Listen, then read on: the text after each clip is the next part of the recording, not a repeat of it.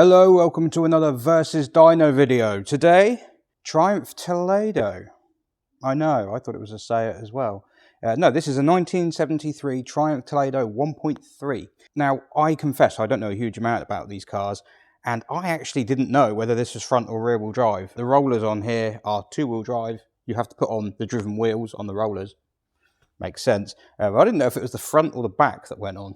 So I've done a little bit of reading, and it turns out all Toledos a rear-wheel drive. This is a rear-wheel drive, 1.3 litre, inline four, pretty standard stuff. It does have double wishbone front suspension, but a live rear axle, coil springs. We're not in the dark ages, but yeah, it's basically a cast iron push rod, 1.3, inline, 4-speed box, manual.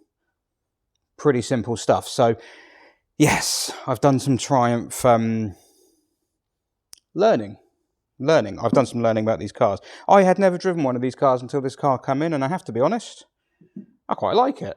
It's a sweet little thing. So the purpose of these videos is to run the car up and to see how much power it's producing. And this is not a willy waving contest. This is not about, well, I say that, there's a leaderboard. No, ignore that. This is not a contest. Basically, the game is to see how far off the manufacturer's quoted figure the cars end up. Now, I like doing stuff like this. I like doing old cars, old standard cars, because although this has got a kind of resto mod look going on, we've got some, what wheels are those? Boss styles? I don't know much about old British cars, but it's got the funky wheels. It's got this paint job, which looks like it's only half done. No, this is actually a standard car. It does have a stainless exhaust, but it's a stainless replica of the original, other than the fact it exits on the other side. The manifold, the downpipe, everything like that, all standard SU carb. We'll get onto the engine in a minute. If you're watching this video and you want to see the result and you don't care about any of this chit-chat, then you can skip. There are chapters along the bottom where you can skip. But you'll miss all the fun. You'll miss all the little insightful stuff where I say things that are wrong. So as I say, the purpose of this is to run the car up to see if it is going to make the "Are we ready? Are we sitting down?" 58 horsepower. 58 BHP at 5,500 revs, 70 pound-foot of torque, whatever that is in Newton meters. Is it 90, 95? 3,500 revs, I believe. But I will put the book specs on the screen later on when we make our bets to see what this is doing. Now, the thing I like to do with these old cars is to see how far off the original book figures they are. And that is why, if you go on my website, www.ihaveansm.com, go to the Versus Dyno pages, you will see there are two classes. There is production class, which this car will go in, because it is mechanically standard. The mods it has won't make any difference to power. And then there is a modified class as well. Both of those tables are laid out by percentage over or under book figure, claimed book figure. So if this car ends up making 70 horsepower today, it could go top of the list. Genuinely, it could. Top of the list at the moment, I believe, is a Wartburg. Yes, I know. I did not see that coming either. So in order for this to go somewhere near the top, it's going to need to overproduce quite a bit. Now, my guess is that it won't. My guess is that it will be probably where there or thereabouts, basically, of where it's supposed to be. It's just been serviced, so that if anything, that's going to help it. I've just serviced it. It runs really sweetly. There's a bit of a myth out there that cars can lose power over time because of mileage and things, and that just isn't the case. If you have a look on those leaderboards online, you will see there are so many cars on there that have not lost power. It's really not that. What loses power is an engine being worn out. Now, that can be as a result of mileage, or it can also be as a result of poor maintenance or neglect or design flaws in the engine that cause it to wear out very quickly. Either way, if this thing's healthy, if the cam is in good shape and the engine is good, making good compression, there's no reason why this shouldn't do what it was meant to do back in the day, unless Triumph lied. Which is quite possible, isn't it? Because BL. That said, what's the only other car we've done recently? Austin Allegro 1.3, which is actually on this leaderboard here.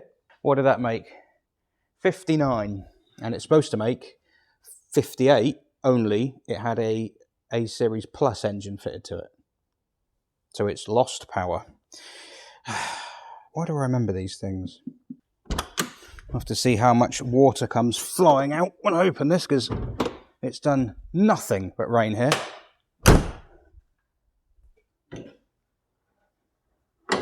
So this is the Triumph for Standard, I believe. I think this was it called the Standard SC? This engine? I can't remember exactly. If you're a Triumph aficionado, you will know a lot more than me about this car already. Put it in the comments. Educate me. Let me know. Yeah, this engine is a pretty simple. It's effectively Triumph's version of an A series, isn't it? That's what it's meant to be, and it's pretty. As looking at it, it's pretty bloody similar, has to be said.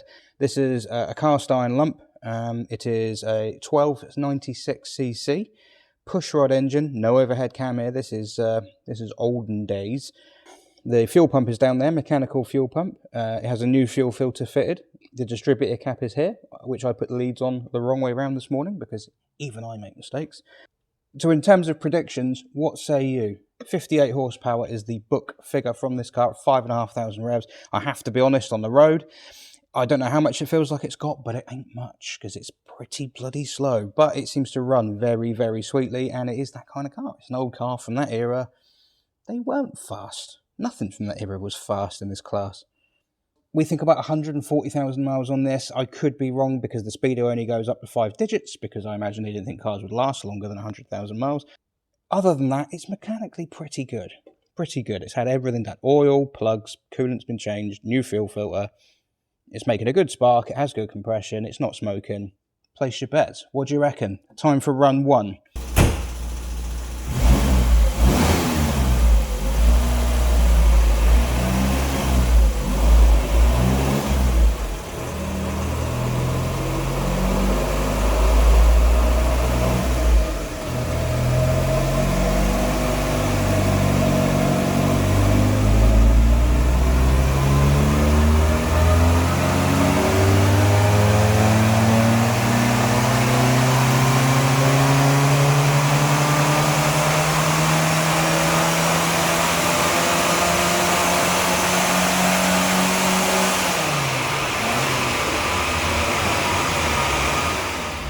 Right, let's see how she did.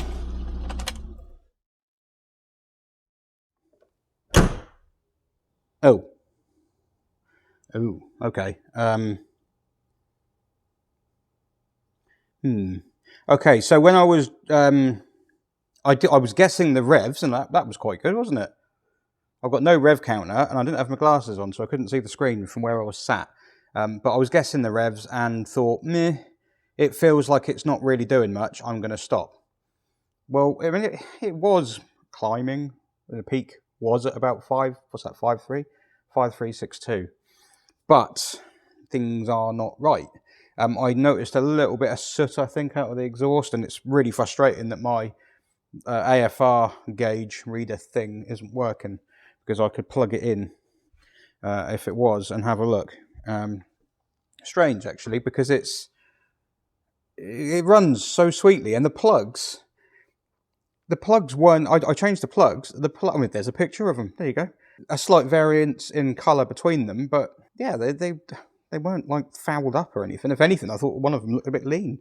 The valve clearances were a bit tight on it before I did the service, and I've redone those. I'm guessing the valves are just sinking into the head a little bit with the modern fuels and things. But I mean, it's going to be so slow, you know, such a slow process over a long period of time. It's not really worth worrying about. But yeah, that's well, that's deflating, isn't it?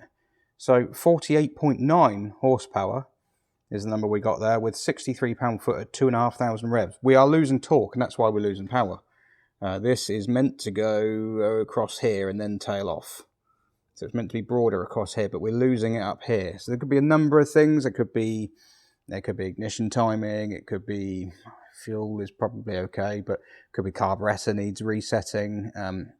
I did a lot of work on this car, and I worked until there was no budget left to work with. So if it needs anything else, it's going to have to come back in and have it done again. So maybe we'll get it back on the ramp and play with it. On the dyno, and see if we can squeeze more ponies out of it. But to be honest, for the sort of driving it does, I don't think it's going to be winning any Grand Prix. It's just going to be driven around nicely, which is what it is. It's got usable torque. That figure there is meant to be, that is what it's meant to be. Yeah, usable torque at lower revs. It's a nice thing to drive on the road. But that could just be the wake up. It might go into the 50s now. And if it hits 50, we're only 8 off. But I don't think the Wartburg's got anything to worry about. Okie dokie. clamber aboard. Oh, it's like sitting at a sideboard. Okay, so we can see the gauges there. Will the lights help? Yeah, a little bit. I tell you what, it's a weird car this, because it's the only car I've seen that has carpet as a gear gaiter. Another one from inside, there's not really much to look at in here. It's the Speedo. But it's a happy little thing. Yeah, strange that. I am a bit surprised by those numbers. Right, let's go for a start. I'm going to start in second because first is quite short. First, well, second and third in this car, the gearbox is loud.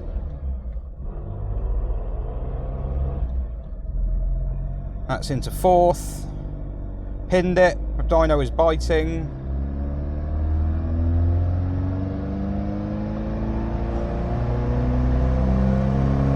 Oh, that does not want to rev. Go on.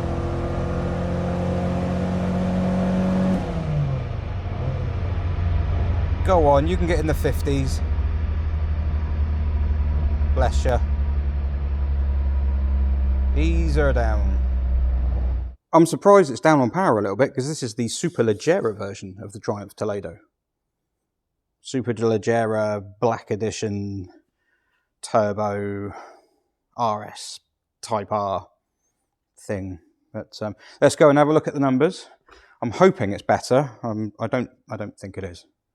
Let's stop that. Well, it is better, but not much. 49 point. Oh, she's so close to the 50. So close. 49.9, 65 pound-foot at 2.8. I wonder if it's a little bit coked up, because it looks to me like it's struggling at higher revs. This could also be a worn cam. That could cause this. Basically, we've got decent sort of, the torque is there or thereabouts at low revs. But then when the engine speeds increase and the airflow demands increase, it's struggling to kind of, I mean, it's not miles off. It's possible that, I mean, I don't know, Triumph owners. How many Triumph Toledo owners have dynoed their car? Is this normal? I would think it's supposed to do more than that. That graph is not sweet. If the graph was lovely, if it was a lovely sort of, you know, almost a straight line up, nice linear curve, then I'd sort of say, well, it looks like they're probably selling porky pies, but I don't think she's given us everything there. I do. It's either fueling or cam. But again, it doesn't. This is just for lols, really. It doesn't matter. It doesn't matter. Well, if it was mine, it would matter. It would bug me now.